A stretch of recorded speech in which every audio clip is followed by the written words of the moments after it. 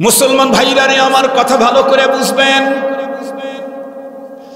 একজন মানুষ আর একজন মানুষের সঙ্গে সুসম্পর্ক রাখার কারণে তার কি পরিমাণে মূল্য বাড়ে, বিষয়টাকে সুন্দর করে বুঝবার জন্য খায়রুল কুরুনের দুইজন মানুষের ইতিহাস আপনাদের খেদমতে বলতে চাই। বন্ধুরা, খুব ভালো করে বুঝবেন। আমরা প্রত্যেক জুমাতে দ্বিতীয় খুতবার ভিতরে ইমাম সাহেবের কাছ থেকে, খতিব সাহেবের কাছ থেকে একখানা হাদিস শুনি। ক্বালা রাসূলুল্লাহ সাল্লাল্লাহু আলাইহি ওয়াসাল্লাম, খায়রুল কুরুনি কারনি সুম্মাল্লাযীনা ইয়ালুনাহুম সুম্মাল্লাযীনা ইয়ালুনাহুম। আল্লাহর পয়গম্বর বলেন, পৃথিবীর শুরু থেকে কিয়ামত পর্যন্ত যত যুগ দুনিয়াতে আসবে, সকল যুগের ভিতরে সবচাইতে শ্রেষ্ঠতম যুগ হলো আমার সাহাবায়ে কেরামের যুগ। সেই যুগের মানুষগুলা বন্ধুরা আমার স্বর্ণ মানব। তাদের বন্ধুরা আমার ফজিলতের কথা বর্ণনা করার মতো সুযোগ টাইম আমার নেই। আমার আলোচ্য বিষয়টা আপনাদেরকে বুঝাইতে পারলে আলহামদুলিল্লাহ। সেই সোনালী যুগের একজন দুইজন মানুষের কথা বলবো। পৃথিবীর সবচাইতে শ্রেষ্ঠতম যুগের দুইজন মানুষ, যেই যুগ পৃথিবীর ভিতরে সবচাইতে উন্নত পয়গম্বর ঘোষণা দিয়েছেন, এর ভিতরে একজন হলেন জনাবে মুহাম্মদুর রাসূলুল্লাহ সাল্লাল্লাহু আলাইহি ওয়াসাল্লামের মসজিদের বন্ধুরা আমার মুয়াজ্জিন।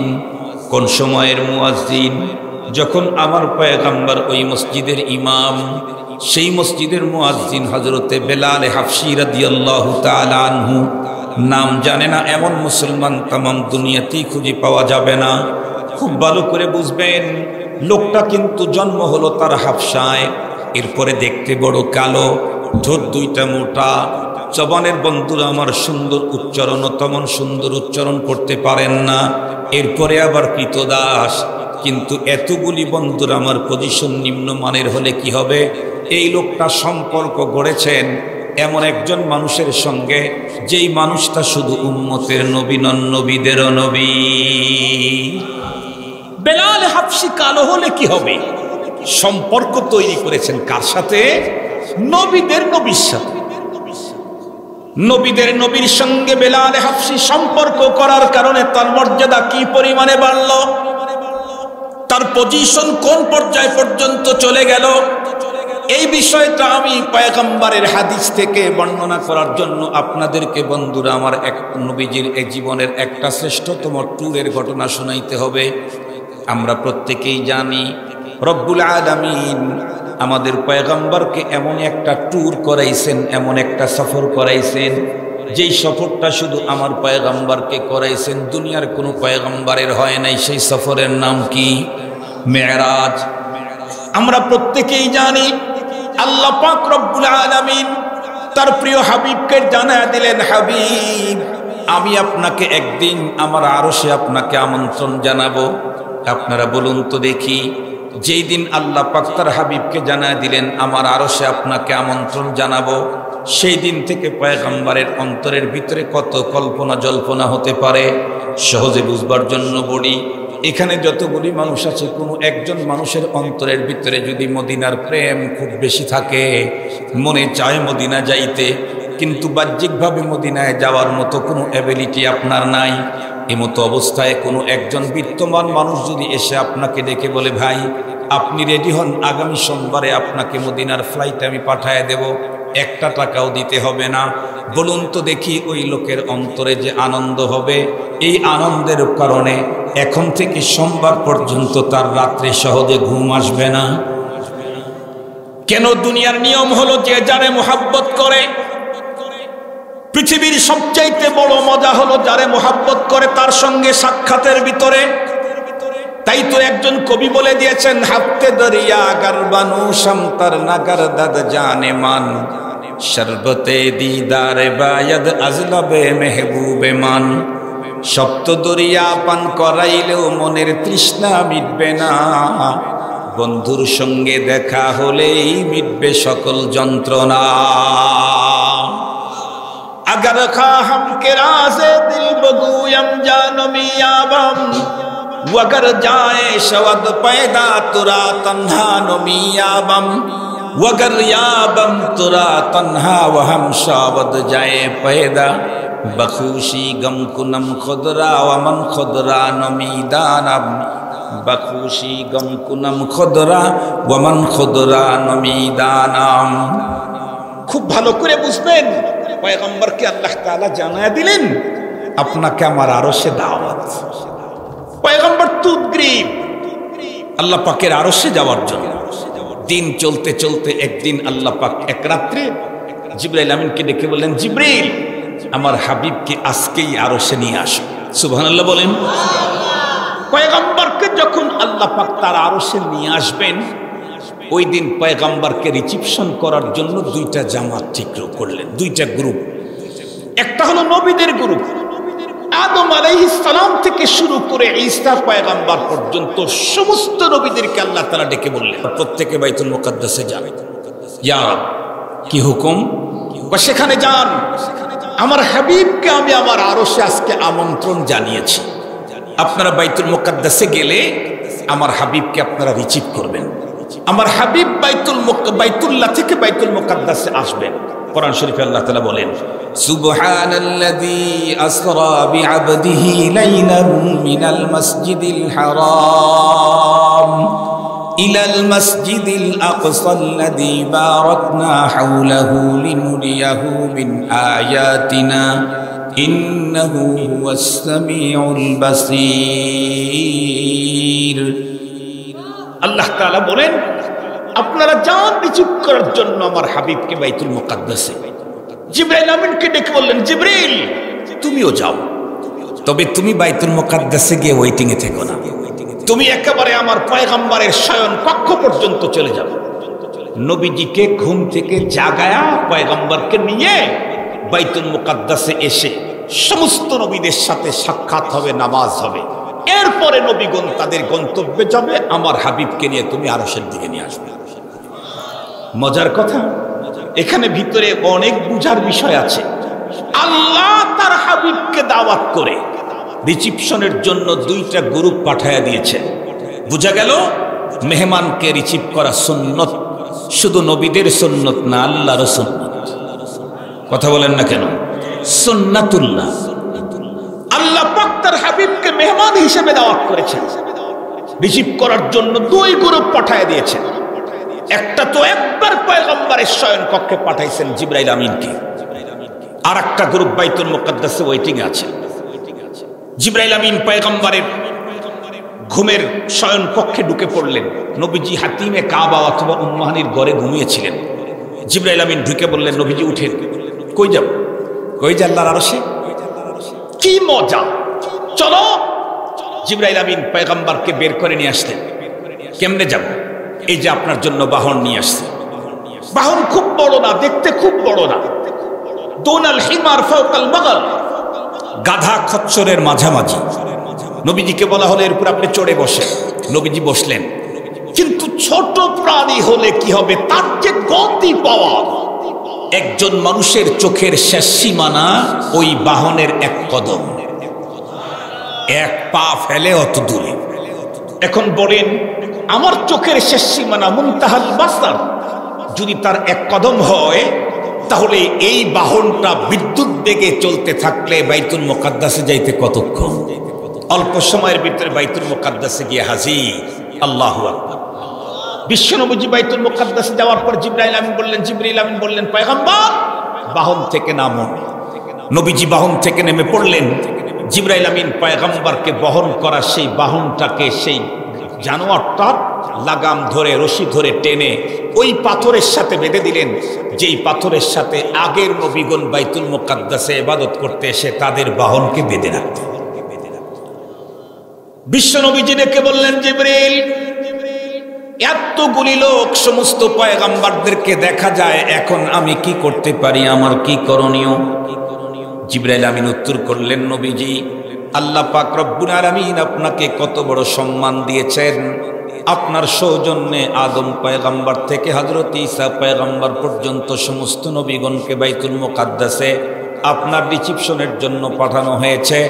সঙ্গত কারণেই সেই রব্বে কারীমের শুকরিয়া আদায় করার জন্য আপনাকে এখানে নামাজ আদায় করতে হবে। ঠিক আছে, আলহামদুলিল্লাহ, নামাজ কেমনে হবে বলো? জিবরাইল আমিন বললেন, পয়গম্বর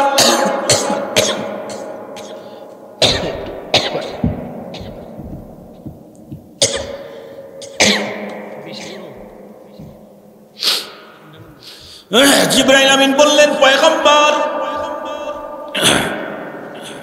একটু অপেক্ষা করুন, আগে আজান হবে, আজানটা আমি দিয়ে দেব, গভীরভাবে লক্ষ্য করে দেখবেন আজকের এই জামাতের মুয়াজ্জিনি করবেন ফেরেশতা কুল শিরোমণি হযরতে জিবরাইল আমিন। ঠিক আছে, আজান দিয়ে দাও। জিবরাইল আমিন আজান শুরু করলেন, আল্লাহু আকবার, আল্লাহু আকবার, আল্লাহু আকবার, আল্লাহু আকবার, আশহাদু আল্লা ইলাহা ইল্লাল্লাহ। বলতে বলতে এরপরে গিয়ে জিবরাইল আমিন বলেন আশহাদু আন্না। আশহাদু আন্না বলার পরে জিবরাইল আমিন থেমে গেলেন। রব্বুল আমিন জিজ্ঞাসা করেন, জিবরাইল থামলে কেন? জিবরাইল আমিন উত্তর করেন, ইয়া আল্লাহ, আমি তো কিছুই বুঝতে পারতেছি না, আমি এখন কোনটা বলবো। কারণ এইখানে আদম সফিউল্লাহ আছেন, এখানে ইব্রাহিম খলিলুল্লাহ আছেন, এখানে মুসা কালিমুল্লাহ, ঈসা রুহুল্লাহ আছেন, এখানে মুহাম্মাদুর রাসূলুল্লাহ সাল্লাল্লাহু আলাইহি ওয়াসাল্লাম আছেন। আমি আশহাদু আন্না বলার পরে আদম সফিউল্লাহ বলবো, নাকি ইব্রাহিম খলিলুল্লাহ বলবো, নাকি মুসা কালিমুল্লাহ বলবো, নাকি ইব্রাহিম ঈসা রুহুল্লাহ বলবো, নাকি মুহাম্মাদুর রাসূলুল্লাহ বলবো? আমি কিছু বুঝতে পারতেছি না, তাই আন্না বলার পরে থেমে গেলাম। রব্বুল আলামিন জিবরাইল আমিনকে ডেকে বললেন, জিবরিল, যে মুহাম্মাদুর রাসূলুল্লাহর জন্য আজকের এই বিশাল সমাবেশের ব্যবস্থা করা হলো, সেই পয়গম্বর মুহাম্মাদুর রাসূলুল্লাহ থাকতে অন্য কারো নাম উল্লেখ করার পারমিশন নাই। জিবরাইল আমিন তখন আশহাদু আন্না মুহাম্মাদার রাসূলুল্লাহ বলে আযান কমপ্লিট করে দিলেন। এখন নামাজ পড়ানোর পালা, মাইয়া উম্মুল আন। এখন ইমামতি কে করবে? জিবরাইল আমিন আল্লাহ পাককে জিজ্ঞাসা করলে রব্বে করিম জানা দিলেন, যে পয়গম্বরের সৌজন্যে আমি আজকের এই সমাবেশ সাজাইলাম, সেই পয়গম্বর থাকতে অন্য কারো ইমামতি করার কোনো পারমিশন নাই। তুমি আমার হাবিবকে বলো ইমামতিটা উনি যেন করে দেয়। বিশ্বনবীজির ইমামতিতে সমস্ত নবীগণ নামাজ পড়লেন। মনে রাখতে হবে, পৃথিবীর একটা মাত্র মসজিদ, সেই মসজিদ হলো বাইতুল মুকাদ্দাস, যেখানে আদম পয়গম্বর থেকে শুরু করে মুহাম্মাদুর রাসূলুল্লাহ পর্যন্ত সমস্ত নবীগণ একসঙ্গে জামাতে নামাজ পড়েছেন। পৃথিবীর একমাত্র মসজিদ। এই শরফ বাইতুল্লাহর নাই, এই শরফ, এই ফজিলত মসজিদে নববীর নাই, এই ফজিলত মসজিদে কুবার নাই, এই ফজিলত মসজিদে যু কিবলাতাইনের নাই। এই ফজিলত আল্লাহ তাআলা দান করেছেন বাইতুল মুকাদ্দাসকে। সঙ্গত কারণেই আমরা আমাদের সন্তানের অন্তরে বাইতুল মুকাদ্দাসের প্রেম ঢুকায়া যেতে হবে। সন্তানদেরকে বুঝাইতে হবে বাইতুল্লাহ যেমন আমার, বিশ্বনবীজির রওজায়ে আতহারের উপরের সবুজ গম্বুজ যেমন আমার, মসজিদে নববী যেমন আমার, মসজিদে যু কিবলাতাইন যেমন আমার, মসজিদে কুবা যেমন আমার, বাইতুল মুকাদ্দাসও আমার। বাইতুল্লাহকে যদি কেউ দখল করতে চায়, আজকের পৃথিবীর 200 কোটি মুসলমান তাদের জীবনকে যেমন নজরানা করবে, প্রয়োজন যদি হয় উলামায়ে কেরাম যদি ডাক দেয় বাইতুল মুকাদ্দাসকে মুক্ত করার জন্য, আমরা 24 ঘন্টায় রেডি আছি, থাকবো ইনশাআল্লাহ। নতুন প্রজন্মের অন্তরে বাইতুল মুকাদ্দাসের প্রেমের আগুন লাগায় দিতে হবে। আপনারা আপনাদের বাড়িঘর, বৈঠকখানা, অফিসের ভিতরে বাইতুল্লাহর ছবি লাগায় রাখছেন বরকতের জন্য। মসজিদে নববীর বিশ্বনবীজির রওজায়ে আতহারের উপরের সবুজ গম্বুজের ছবি লাগায় রেখেছেন বরকতের জন্য। ওই জায়গায় বাইতুল মুকাদ্দাসের ছবিটাও লাগায় রাখবেন বরকতের জন্য। এই পৃথিবীর প্রথম মসজিদ হলো বাইতুল্লাহ, দ্বিতীয় মসজিদ হলো বাইতুল মুকাদ্দাস। পয়গম্বরকে জিজ্ঞাসা করা হয়েছিল, ওগো নবীজি, বাইতুল্লাহ আগে না বাইতুল মুকাদ্দাস আগে? নবীজি বললেন বাইতুল্লাহ আগে। বাইতুল্লাহ আর বাইতুল মুকাদ্দাস দুইটা তৈরির ভিতরে কত বছরের ব্যবধান? নবীজি বললেন মাত্র 40 বছরের ব্যবধান। এর চাইতেও মজার কথা, বাইতুল মুকাদ্দাস তো আমাদেরও কিবলা। বিশ্বনবীজি 17 মাস বাইতুল মুকাদ্দাসের দিকে নামাজ পড়েছেন, 17 মাস বাইতুল মুকাদ্দাসের দিকে নামাজ পড়েছেন। এইজন্য বাইতুল্লাহ যেমন আমার, বাইতুল মুকাদ্দাসও আমার। প্রতিটি ঘরে ঘরে বাইতুল্লাহর ছবি যেখানে, বাইতুল মুকাদ্দাসের ছবি সেখানে। পৃথিবীর ইহুদিবাদদেরকে হলুদ সংকেত দিতে হবে। মাত্র ফিলিস্তিনের কয়েকজন মুসলমানকে হত্যা করে, গাজার মুসলমানদেরকে শহীদ করে বাইতুল মুকাদ্দাসকে কখনোই দখলে রাখা যাবে না। আজকের পৃথিবীর 200 কোটি মুসলমান তাদের জীবন বাইতুল মুকাদ্দাসের জন্য নজরানা করতে প্রস্তুত। মুহতারাম হাজিরিন, কথাগুলো একটু ভালো করে বুঝার জন্য চেষ্টা করবেন। আল্লাহ পাকের রাসূল নামাজ কমপ্লিট করে দিলেন। সমস্ত নবীগণ নামাজ শেষে স্ব গন্তব্যে চলে গেলেন। জিবরাইল আমিন আমার পয়গম্বরকে সাথে করে সফর শুরু করলেন কোথায়? আল্লাহর আরশের দিকে। জিবরাইল আমিন চলতে চলতে চলতে চলতে বাইতুল মুকাদ্দাস পর্যন্ত নিয়ে গেলেন। বাইতুল মুকাদ্দাসে যাওয়ার পর জিবরাইল আমিন আমার পয়গম্বরকে ডেকে বললেন, পয়গম্বর এখন আপনি ভিতরে প্রবেশ করবেন, ভিতরে ঢোকার অনুমোদন আমার নাই। अगर एक सरे मुँह बरतर पराम ফুরুগে তাজাল্লি বাসুজাদ পরাম। এখান থেকে এক চুল পরিমাণে সামনে ওঠার চেষ্টা করলে আমার শত শত পাখাগুলি পুড়ে ছারখার হয়ে যাবে। আমি আল্লাহ পাকের কর্মচারী, এই ভিতরে কর্মচারী ঢোকার কোনো সুযোগ নাই। আপনি হলেন আল্লাহর মেহমান। আল্লাহু আকবার বলেন। আপনি হলেন হাবিবুল্লাহ, আপনাকে নেয়ার জন্যই আল্লাহ পাক আমাকে পাঠিয়েছেন। এটা অন্দরমহল, ভিতরে ঢোকার সুযোগ আমার নাই।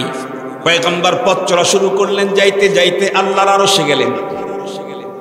কোন জায়গায় গিয়ে দাঁড়ালেন? কোথায়? আল্লাহর কোরআনে আল্লাহ নিজেই বলেন, কারণ আমার পয়গম্বর কত দূর পর্যন্ত কোথায় গিয়েছিলেন? পৃথিবীর কোনো পণ্ডিত তো সেখানে ছিল না। পণ্ডিত যাবে কেমনে? জিবরাইল আমিন ঢোকারই অনুমতি নাই। পৃথিবীর কোনো পণ্ডিত যাবে কেমনে? জিবরাইল আমিনের ঢোকার অনুমতি নাই। এত দূর পর্যন্ত পয়গম্বর গেলেন। এক পর্যায়ে আল্লাহ পাকের কোরআনে আল্লাহ নিজেই বলেন, ফাদানা ফাতাদাল্লা ফাকানা কাবা কাউসাইনি আও আদনা ফাআউহা ইলা আবদিহি মা আউহা। আল্লাহর পয়গম্বর আল্লাহর কত নিকটে গেলেন। এক বর্ণনায় এমনও এসেছে, রব্বুল আলামিন তার নিজের কুদরতি হাতখানা আল্লাহর হাবিব মুহাম্মদুর রাসূলুল্লাহর কাঁধের উপরে দিয়ে গল্প করা শুরু করলেন। আল্লাহু আকবার। কথাগুলো গল্প করা শুরু করলেন। হাবিব হাবিব, দোস্ত দোস্ত, বন্ধুরা আমার কথা। এক পর্যায়ে কথাগুলি চলতে চলতে আল্লাহ পাক তার হাবিবকে ডেকে বললেন, হাবিব আমার তো অসংখ্য অগণিত প্রজেক্ট আছে। আল্লাহর কোরআনে আল্লাহ নিজেই বলেন, ওয়া ইন তাউদ্দু নি'মাতাল্লাহি লা তুহসুহা। কিয়ামত পর্যন্ত আমার প্রজেক্ট যদি গুনতে চাও, গুনে শেষ করতে পারবা না। আমার তো অসংখ্য অগণিত প্রজেক্ট। তবে হাবিব আমার, এতগুলি প্রজেক্ট তো আপনাকে দেখাবার মতো কোনো সুযোগ নাই। তবে আজকের সফরে আমি আপনাকে আমার 2টা প্রজেক্ট দেখায় দিতে চাই। একটা হলো জান্নাতের প্রজেক্ট, আর একটা হলো জাহান্নামের প্রজেক্ট। এ কারণেই তো আমরা মাঝে মাঝে বলি, সমস্ত নবী রাসূলগণ জান্নাত জাহান্নামের ওয়াজ করেছেন না দেখে, আমার পয়গম্বর জান্নাত জাহান্নামের ওয়াজ করেছেন নিজের চোখে দেখে এসে। আল্লাহু আকবার বলেন। মুহতারাম হাজিরিন, আমার পয়গম্বর জান্নাতের ওয়াজ করেছেন, জাহান্নামের ওয়াজ করেছেন না দেখে এসে, নিজের চোখে দেখে এসেছে। মুহতারাম হাজিরিন, পয়গম্বর সাল্লাল্লাহু আলাইহি ওয়াসাল্লাম বলেন, আমি যখন জান্নাতের গেটে ঢুকলাম, বিসমিল্লাহ বলে জান্নাতের সদর গেটে ঢুকলাম। ভিতরে ঢুইকায় আমি আশ্চর্যান্বিত হয়ে গেলাম। কি? আমি জান্নাতের গেট দিয়ে ঢুকে দেখি আমার সামনে দিয়ে বেলাল হাবশি খরম পায়ে দিয়ে হাঁটতেছে জান্নাতের ভিতরে। মুহতারাম হাজিরিন, আপনারা মনে মনে বলবেন, হুজুর কেমনে? আল্লাহর রাসূলকে তো আল্লাহ মেরাজ করাইছে। বেলাল হাবশি তখন তো মারাও যান নাই, বেঁচে আছেন। বেলাল হাবশি তখন তো মদিনাতুল মুনাওয়ারায়। নবী আলাইহিস সালাম তাকে জান্নাতে দেখলেন কেমনে? এই প্রশ্ন যদি করেন তাহলে আমি বলবো আমার এই প্রশ্নের উত্তর দেওয়ার জন্য এই দিকে দুইটা দাঁড়ানো আছে আর এখানে দুইটা দাঁড়ানো আছে আর ওইখানে একটা দাঁড়ানো আছে। বুঝছেন কি আপনারা? বুঝছেন এগুলি? এই যে এই যে এই যে এই যে এর যে কোনো একটাতে যদি এখন লাইভ অপশন চালু করে থাকে তাহলে আমি এখন বয়ান করতেছি শেরপুর সালফা মাদ্রাসার স্টেজে, কিন্তু ওই লাইভ অপশনে যদি কেউ আমেরিকায় এখন ঢোকে ও আমেরিকাতেই দেখবে যে আব্দুল বাসেত। কেউ যদি কানাডায় ঢোকে ও কানাডাতেই দেখবে যে আব্দুল বাসেত। কেউ যদি এখন পাকিস্তানে লাইভে ঢোকে ও পাকিস্তানে দেখবে আব্দুল বাসেত। কেউ যদি কাটা তারে ওই পার, ওরা আমাদেরকে চয়েসই করে না, ভিসা দিতে চায় না। ওরাও যদি এখন এই লাইভে ঢোকে দেখবে কিরে ভিসা দিলাম না, তারপরও বাংলাদেশের হুজুর ইন্ডিয়ায় ঢুকলো কেমনে। তার মানে মানুষের তৈরি করা তথ্য প্রযুক্তির কারণে সালফার ওয়াজ করা আব্দুল বাসেতকে এটা টাইমে লক্ষ জায়গায় দেখানো সম্ভব। কথা বলেন না কেন? কথা বলেন না কেন?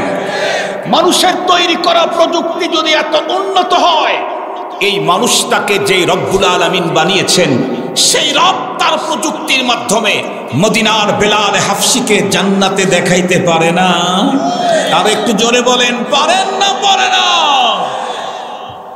মুহতারাম হাজিরিন, রব্বুল আলামিন মূলত তার হাবিবকে দেখায় দিলেন, হাবিব আমার, বেলাল কালো হলে কি হবে, বেলাল কৃতদাস হলে কি হবে, বেলাল হাফসায় জন্ম নিলে কি হবে।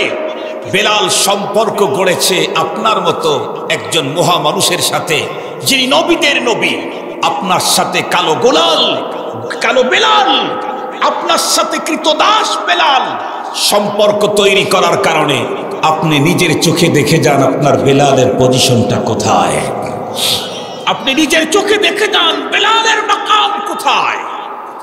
মুসলমান ভাইরা আমার খুব ভালো করে বুঝবেন, পক্ষান্তরে আরো একজন মানুষ, যেই মানুষটা বন্ধুরা আমার খায়রুল কুরুনের ওই যুগেরই মানুষ, তার অবস্থা হযরতে বেলাল হাফসি রাদিয়াল্লাহু তাআলা আনহু একদম বিপরীত। কেমন? বেলাল হাফসি বন্ধুরা আমার কালোর কালো, কিন্তু ওই লোকটা কালো নয়, ওই লোকটা এতটাই বেশি সুন্দর ছিল।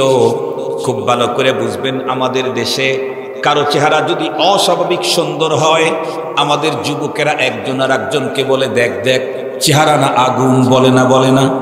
বলে চেহারা না আগুন। আমাদের দেশে কেউ যদি বেশি সুন্দর হয় তখন বলি চেহারা না আগুন।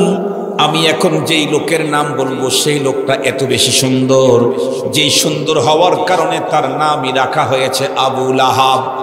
আবু লাহাব, আমরা তো বলি আগুন, তারা নাম রাখছে হলো আগুনের বাবা। এতটাই সুন্দর চেহারা। জন্ম কোথায়?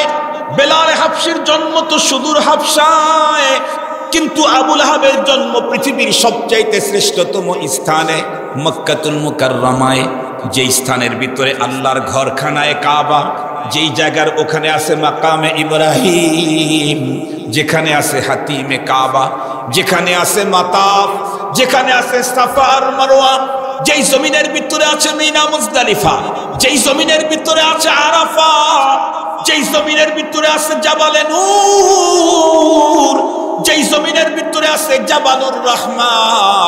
বন্ধুরা আমার, এত পবিত্র পবিত্রতম জায়গার ভিতরে জন্মগ্রহণ করলো আবু লাহাব।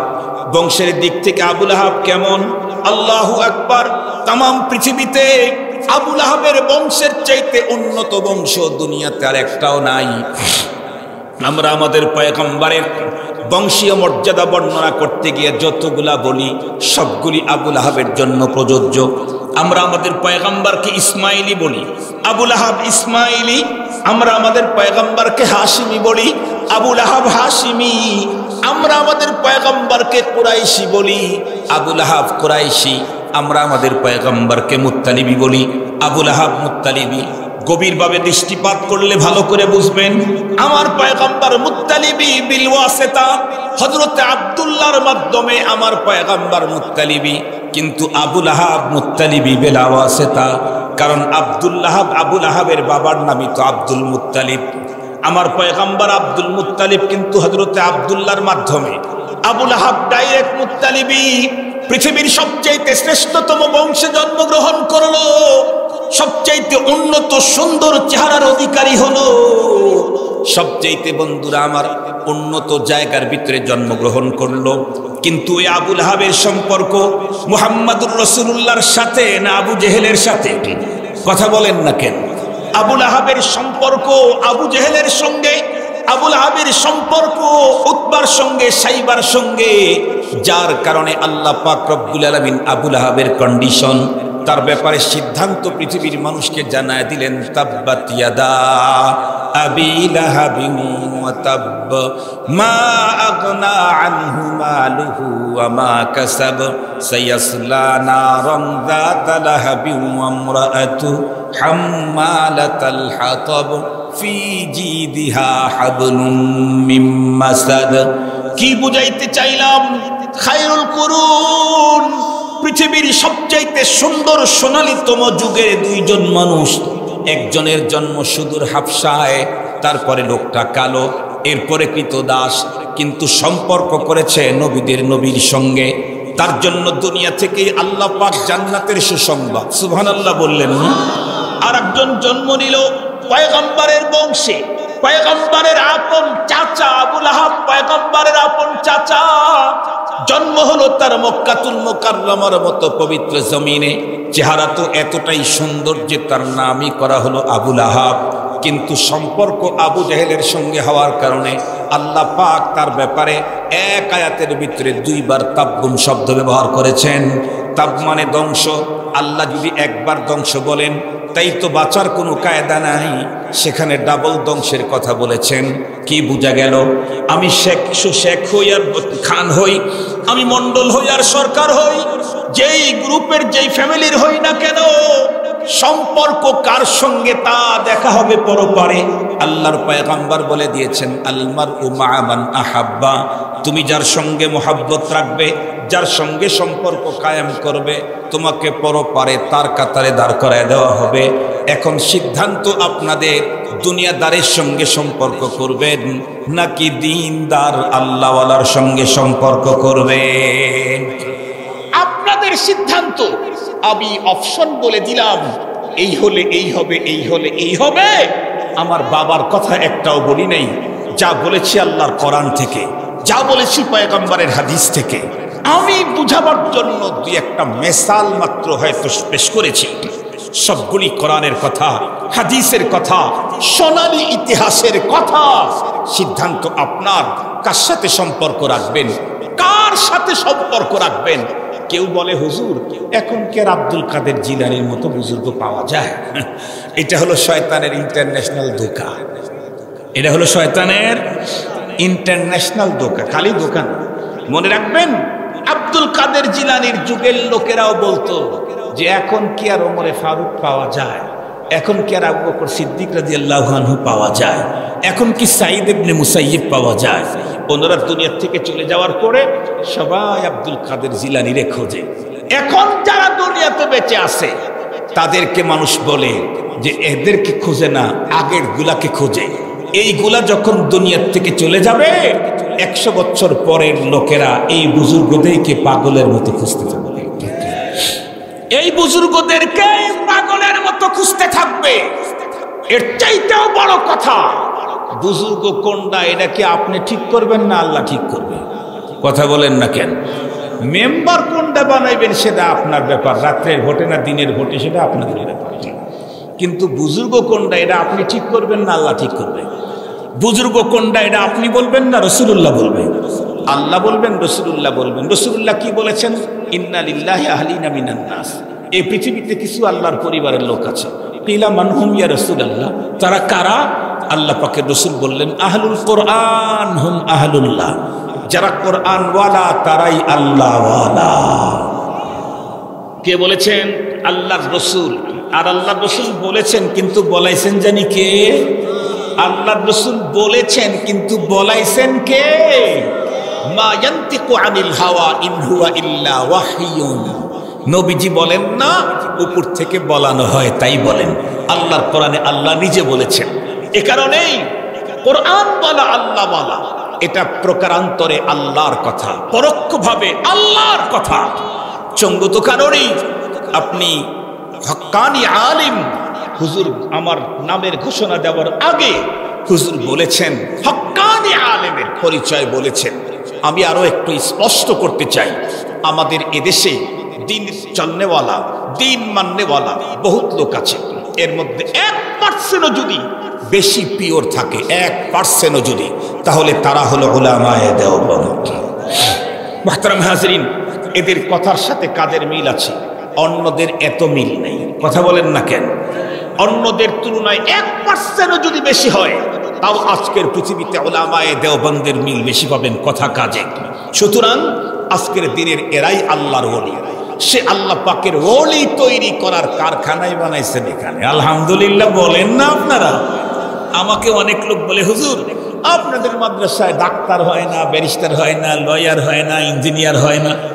আমি একজনকে বললাম, আপনাদের ওখানে তো হয় না। কি হয় না? বলে, আপনাদের ওখানে নায়েবে নবী হয় না। নায়েবে নবী হয় না। আমি আপনাদেরকে জিজ্ঞেস করতে চাই, এই পৃথিবীতে যত মানুষ আছে তার মধ্যে শ্রেষ্ঠ মানুষ রসুলের ভাষায় কারা? উলামায়ে কেরাম। কথা বলেন না কেন? কারা? শুধু রসুলুল্লাহর ভাষায় না, আল্লাহর ভাষাতেও। ইয়ারফাইল্লাহুল্লাযীনা আমানু মিনকুম ওয়াল্লাযীনা উতুল ইলমা দারাজাত। আল্লাহর ভাষাতেও বর্তমান পৃথিবীর শ্রেষ্ঠ মানুষ হলো উলামায়ে কেরাম। এখন আপনি বলেন, কোনো একটা ফ্যাক্টরিতে ডায়মন্ড তৈরি হয়, ডায়মন্ড, ওইখানে যায় যদি কেউ বলে, হ্যাঁ আমি একই কসুর ফ্যাক্টরি বানাইছে, তোমার এখানে লোহা তৈরি হয় না, তাহলে এই লোকটারে মানুষ কি বলবে? এমনি কথা বলেন না কেন?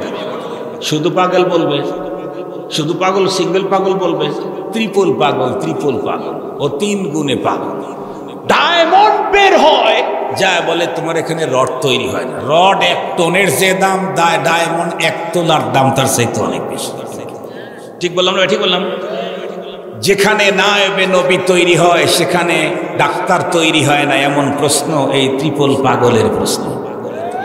যেখানে নায়েবে নবী তৈরি হয় সেখানে আবার ডাক্তার তৈরি হয় না, ডক্টর তৈরি হয় না। ডাক্তার তৈরি তো ফ্যাক্টরি আছে, সেখানে তৈরি করো। এখানে নায়েবে নবী তৈরি হবে। আপনারা বলেন তো দেখি, আমাদের দেশে অনেক মিল আছে, আছে না নাই? তেল তৈরির, তেল আবিষ্কারের, বানানোর মিল আছে। ওখানে মুড়ি বানায় না? মুড়ি হয় না? মুড়িও হয়। তেল তৈরির ফ্যাক্টরিতে মুড়ি হয়। মুড়ির ফ্যাক্টরিতে আলাদা। মুড়ির ফ্যাক্টরিতে কখনো তেল বের হয় না, আর তেলের ফ্যাক্টরিতে কখন কি হয় না? মুড়ি হয় না। অর্থাৎ আমাদের দেশের অনেক উচ্চ শিক্ষিত ভাইরা বুঝতে চায় না। আল্লাহ পাক আলহামদুলিল্লাহ অত বড় উচ্চ শিক্ষিত আমাদেরকে নাই করলো।